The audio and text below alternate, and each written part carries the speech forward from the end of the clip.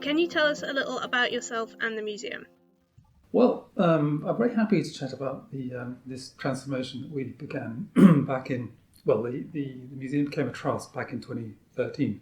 It's been a really interesting journey for all of us. So I'm delighted to talk about that. In terms of the museum we're sitting in at the moment was opened in 2002, and it was delivered by a local authority, Chilwell District Council, funded by lottery.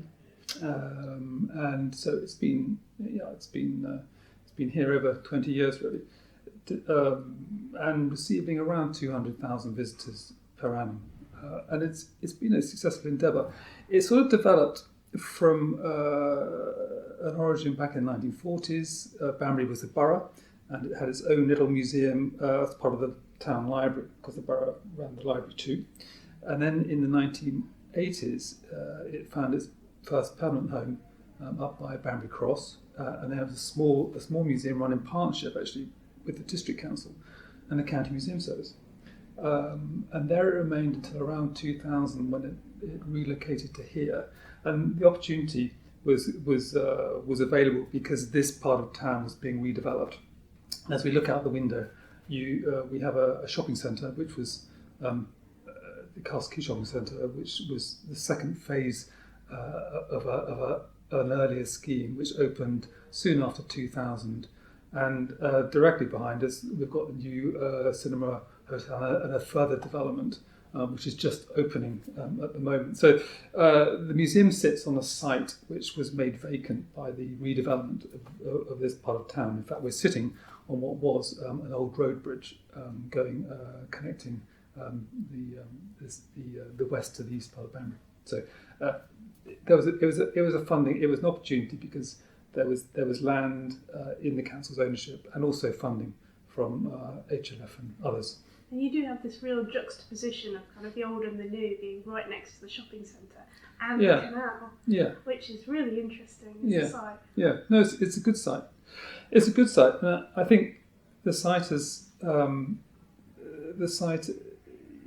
20 years on where we are now, it's a good position to be in because we're literally 5 or 6 minutes walk from the railway station. It's good parking. In terms of communications, it's fantastic. We're right in the middle of Banbury. So we're in a good position. I think we're very able to meet the challenges over the next decade in terms of transport and the growth of the town centre. The new commercial development going on around us is now less retail, if you like, and more leisure, with a cinema, hotel, and there's a bowling operation going in beneath the cinema. Really, it's a whole cultural quarter then they're developing. Yeah, and as a museum, and this is something we've been able to do as a trust. We're leading a new project to develop a cultural quarter in Banbury, because what we want to do is make Banbury a come-to destination, because this is a pretty good offer. It's a great and offer. we're getting ourselves together to develop that, and we've got very ambitious plans indeed for transforming Banbury, and indeed the cultural offer we can offer. It's really great to have this opportunity to talk about my experiences at Hampshire Cultural Trust in terms of thinking about local government devolution of museum services. And my background is I've been a cultural heritage professional for about 30 years, working at a whole range of different kinds of heritage organisation, local government, national museums, charitable organisations, and so on, across the whole arts, museums and heritage spectrum. And I'm really passionate about the power of cultural heritage, particularly museums, if I'm brutally honest, but the whole cultural spectrum in terms of the value it has for people's lives.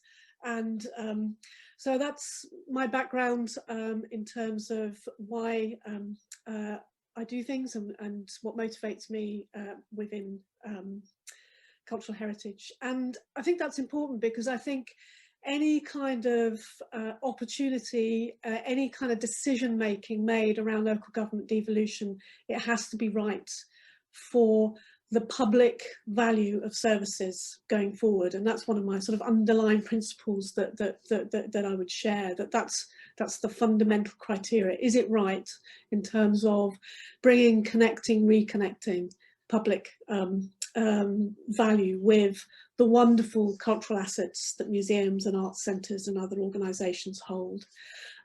So I worked as head of arts and museums at Hampshire County Council for 9 years, which included 4 years moving into being the first cultural executive of Hampshire Cultural Trust.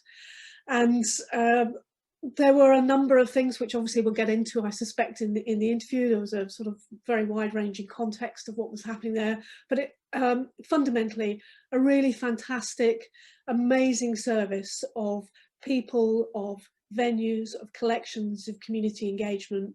And really for me, the role in terms of developing Hampshire Cultural Trust was all about preserving and handing that wonderful group of assets to future generations, the next generation. Over 20 venues around the county, one of the few museum services in the county to continue to have those kind of museum functions at a community level, really alive and breathing. 700 users across a range of different museums, heritage and arts centres, all community-based. 150 staff working in a whole range of different capacities across Hampshire Museum Service, Arts Service and so on. And of course, with Hampshire Cultural Trust, we also went into partnership with Winchester City Council and Winchester City Museums, which again brought a wonderful new level of depth of knowledge, experience, expertise and collections and venues into the Trust's care. Okay, starting with myself. To be honest, I'm not a museum professional. I had a rather circuitous route to find myself here. My first degree was in history. I then did a PGCE to be a history teacher. Didn't stack it that very long, won't go into that right now. And then I wandered through a number of areas of career. Spent about 20 years in urban regeneration and then moved into charities. And to be quite honest with you, when this role came up in very early 2017, I think it was late 16, early 17, a headhunter, recruitment agency phoned me and said, "Oh, your name's been given to us." And I said, "Look, I've never run a museum. I really don't think this is for me." And they went, No. Actually, you're not looking for somebody who's a museum professional. The role is much wider than that. And we really think you should give it a go. Anyway, long story short, I did give it a go and was successful. So I now find myself running a kind of multifaceted heritage non-profit where the museum service is an absolutely key element of what we do, but it is a much wider role that we have a Grade 2 star listed park, 22 listed buildings. We are a free to access public park, but critically, for the benefits of our chat today, we also deliver the museum service to 625,000 people across 2 West London boroughs. So in a sense, I've arrived at a place that perhaps I could have found myself in 30-something years ago as a new graduate in history, and I'm delighted that I'm here now. So that's my journey, if you will.